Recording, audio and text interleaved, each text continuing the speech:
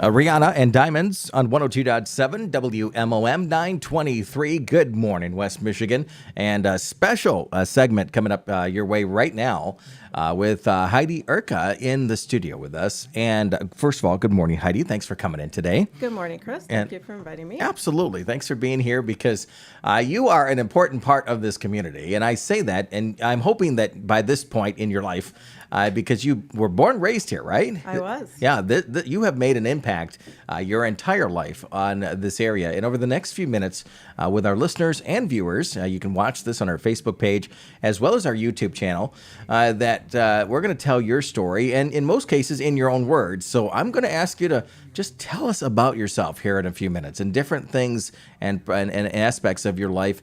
And it's not where after retirement from the education side of things, teacher for 24 years? Correct. That it has stopped you, right? You're still doing this stuff.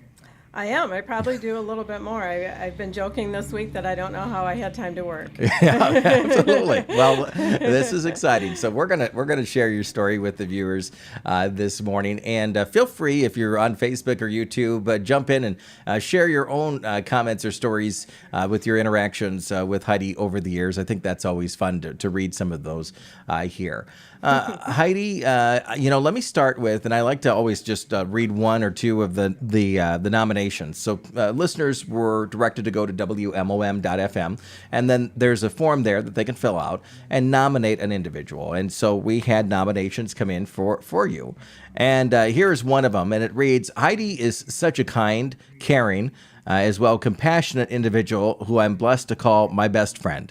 We have known each other junior high and since junior high, and Heidi has always been about giving and helping others. She has never hesitated to step up and help in any situation. The impact she has had on her students over the years will last a lifetime. The story she tells about various things that she has done for others in the past warms my heart.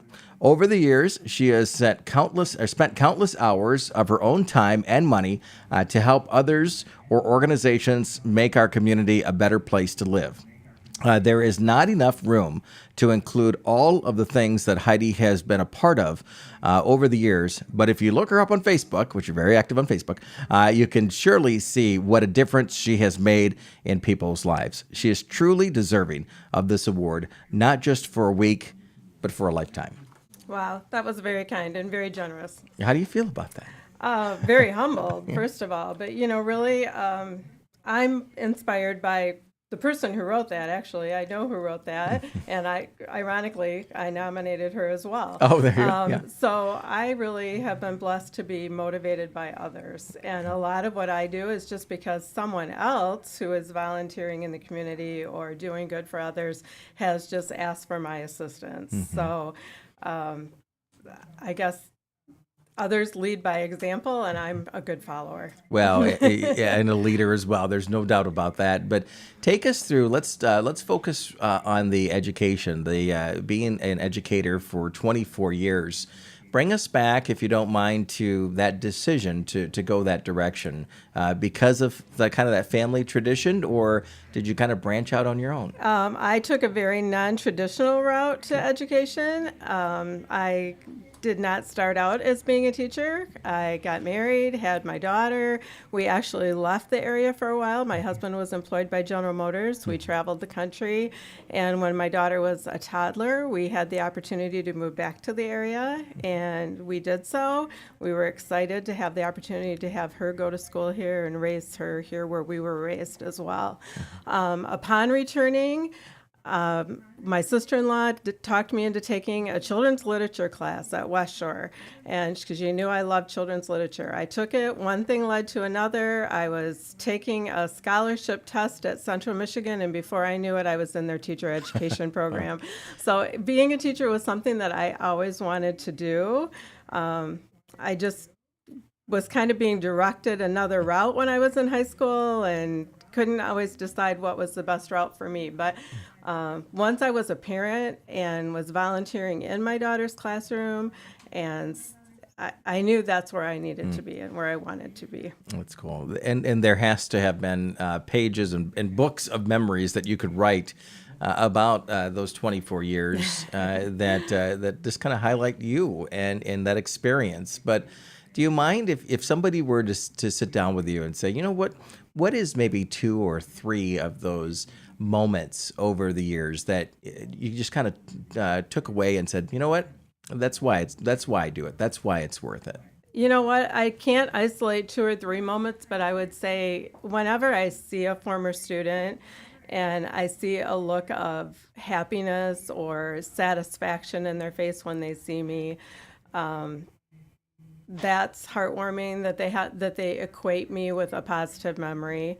It's also so heartwarming right now as I look at the students who are graduating this week and I see former students, and to see them be successful, that to me, that's the true reward. Yeah, for sure. If you're just joining us, we're talking with Heidi Urka this morning, Citizen of the Week, nominated and accepted, and she's here in the studio with us, so we can talk a little bit about you, Heidi, and what you're doing, because it hasn't stopped. You've been an educator for 24 years, just recently retired. Was that a good decision, or are you itching to get back? I miss the kids a lot. The state of Michigan enacted a new law this year that you can't sub 9 months after you retire, so that kept me out of the classroom this year. But I do miss the children a lot. But it has given me the time and the opportunity to do some other things, and that's been good too. And you're in the garden, you helping to weed petunias as well. What is those activities? What are those activities now that you retired? Well, my major focus at the moment is a project called the Oriole Giving Tree, and that is directly tied to my teaching career and my teaching history. When I taught, I was actively involved with helping Oriole students and their families during the holidays. And the Oriole Giving Tree program has kind of evolved. We used to have trees within the schools where families took tags and bought for each other. But due to numerous factors, including COVID and all sorts of different things, we had to go to a donation-based program. Yeah. So last summer, a couple other volunteers approached me, again, led by example, and said, you know what, it's just not right that the school should have to go out over the holidays and fundraise and generate funds to help these families. How about if we form a committee, we come up with some fundraisers, we'll make sure the funds are there every year so that students and families can be helped.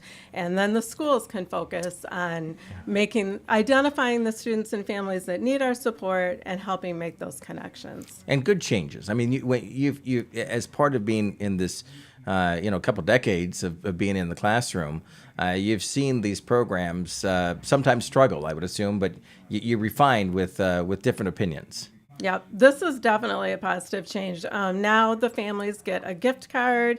They get to go on a personal shopping experience. So they get to select items that are most helpful to them. Yeah. It's definitely a positive change. And they work in collaboration with the Food for Kids program. So while they're at their shopping event, they also get a box of food for the holidays. So it really has grown into a more successful program. Do you see yourself being a part of that program for years to come? I would hope so. Okay. Yeah. Okay. What we're hoping to build is we've created a variety of different fundraising opportunities for the summer, but we hope that they will become annual events, and we would like this to be a self-sustaining program so that every holiday season, school staff just knows that those funds are there.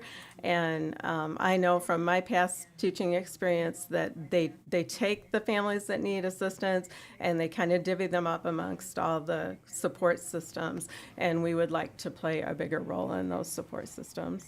How much of a role do you play and I know with the Giving Tree, but how much of a role do you play with your own family? What's your family like, and how important are they? My family is very important. I come up myself from a very small family. I just have one brother, and my husband and I just have one daughter who is now an adult and off doing great things of her own. But I married into a huge family. So it's very important. And, it's one of those things when you live here, you probably don't see each other as much as you should or you need to, but knowing that we're all right here in the area and that we can call on each other when we need to is very important. Absolutely. And there was a reason why I asked that question. Do you want to know the reason? Sure. Okay, because Caitlin just commented Oh, on my this goodness. video. And Caitlin says this. She says, I know I'm biased, but my mom is one of the most amazing, kind, generous people on the planet. She is constantly putting others before herself. And most importantly, she has spent decades teaching and encouraging kindness in others. I hope that I can be just 1/10 of a person she is one day and strive every day to make her proud, knowing what a high bar she has set. Oh, my goodness. She makes me so proud. She is. And she's in broadcasting as well, right? She is. Yeah, that's very cool. Yeah, she just won her 5th Emmy. Congratulations So to her. excited. Yes. So obviously, in that particular case, you've inspired her, and I can imagine that the answer is you have no idea how many, but you've inspired a lot of people over your life. Do you think that is there one or two that you had mentioned a few minutes ago that seeing them down the road, right? They've graduated, they've started their lives and such. Is there that one or two moments when you reconnect with them that you're like, wow, this was amazing. This was a moment in my life. It's ironic that you asked me that because just recently I was in Walmart and a young adult male came running up to me, gave me a giant hug, which is kind of out of character for that age group, and wanted to share with me that he had recently completed a program at West Shore and was enjoying having, a steady job and a career. And it was a student that I might not have expected that from, or that I was worried that might not happen. But I had maintained a relationship with him. My husband had actually even sat down and encouraged him to stick with that program. So, that was very rewarding. And I was so happy that he felt comfortable sharing that with me and felt a little bit of gratefulness. Yeah, absolutely. It wouldn't do us justice if we didn't ask this question, though. Over this period of time, has there been the struggles? Has there been the moments where you question it all? Oh, I think any teacher would tell you that there are definitely struggles, and especially the last couple of years with the pandemic. But I have to say, a lot of my volunteering or my citizen involvement came through the pandemic because I'll be honest, online teaching was not my favorite thing. No. Being home all the time was not my favorite thing. I like to be out and about. It wasn't easier?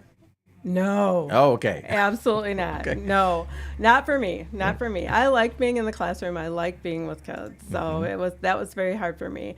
And I don't like technology very much. So that was the struggle. But I did make a vow to myself that I would do one random act of kindness a day. Okay. And it could be as little as sending someone a greeting card or writing someone a note or sharing cookies with my neighbor. But that really kept me afloat during that time, and it kind of started some good habits for me, and I could keep those going. And I tried to convey that to my students when I taught as well, that those acts of kindness don't have to be big things.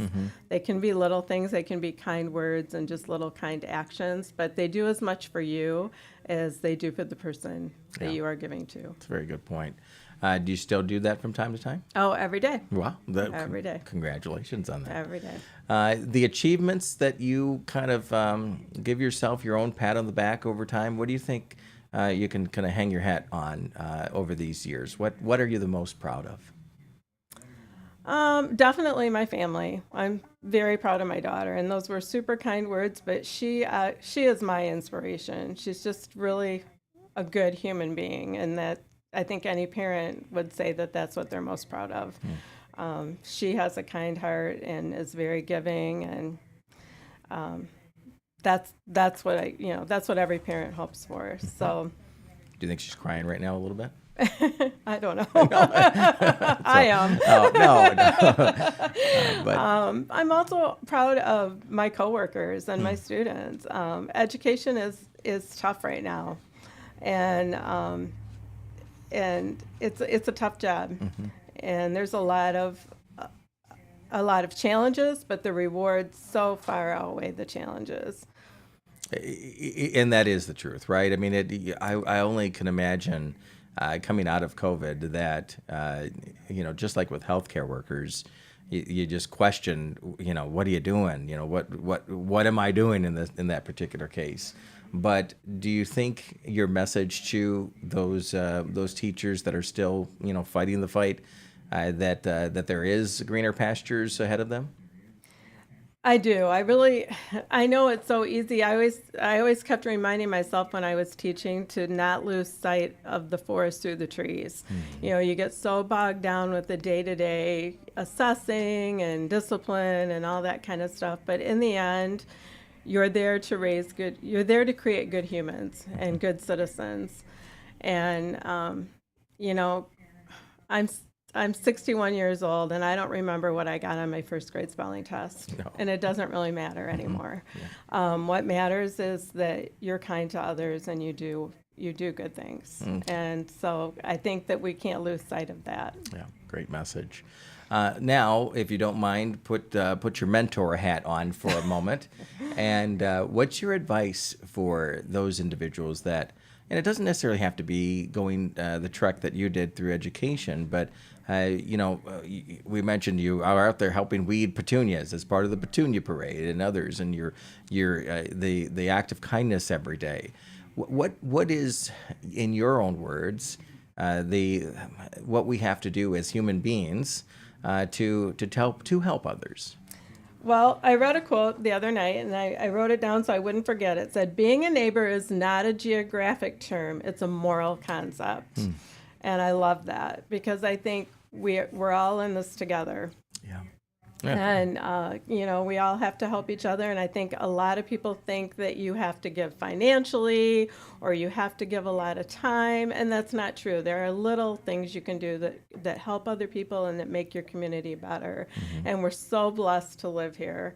And this is such a giving community that sometimes it's easy to sit back and think, oh, someone else will do it, because a lot of times someone else does do it. But there are little things that you can do. When I weed petunias, sometimes it's just when I'm out for a walk and I'll stop and pull a few when I'm on my way. And it's not a big deal, but every little bit matters. So I think just looking for little opportunities when my friends do have an activity going on or something they need help with. If I'm available to help and I can say yes, I certainly try to do so. Absolutely. Are you glad that you spent a majority of your life here in Ludington? I am glad. Yes, I am. It was a big decision to come back here and a big adjustment. Our last home before we moved back was Chicago, so it was kind of a transition. But we're thrilled to be closer to family and closer to the beach. And like I said, we were just so proud to raise our daughter here too. Absolutely. And the last comment I have, or last question I have for you is any sort of comments in regards to just helping to inspire others to go into education. We talked a lot about that today, but just to sign up and go that direction, it is worth it, right? It is so worth it. If you truly care about children and you truly care about the future, it's the best. It really is the best career, the most rewarding career. Yeah. And like I said, you can't lose sight of the forest through the trees. You have to keep your eye on the prize, on the big picture. But it was so rewarding, and I made so many friends and so many acquaintances and met families that I would have never met otherwise. Yeah. So graduates graduating this week, think of that. There's advice right from Heidi. Urka this morning. Well, Heidi, we have some things for you. You saw a picture of that already online, and you've seen that previously. But this is a Crystal Award that has your name on it as a Citizen of the Week here at WMOM. Yep. Thank you. And hopefully that's just one of those moments where you can kind of glance at it and say, you know what, I have continued to make an impact, and encourage you to continue to do that. I know you don't need those kind of items because it sounds like it's set in your soul to continue to do that, but at least it shows you that we appreciate you. Thank you.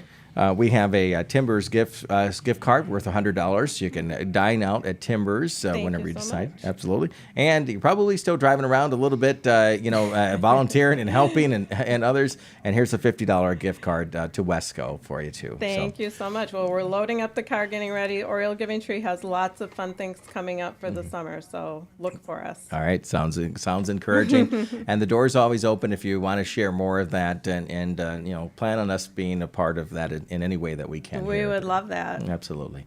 Heidi, you're going to be invited later this year back to a reception where we're going to provide lunch or dinner for all of the Citizen of the Week recipients. At that dinner, among those Citizen of the Week recipients, they'll vote on 2 individuals that will receive $1,027 in cash to continue their efforts out there. So we encourage you to come back later in the year and spend some time with us, okay? Thank you so much. Absolutely. It is 9:43 here on 102.7 Mom FM. If you missed any of this segment with Heidi Urka, our Citizen of the Week recipient, you can watch it on our Facebook page and as well our YouTube channel. It's archived there. 9:43 on 102.7. It is Mom FM.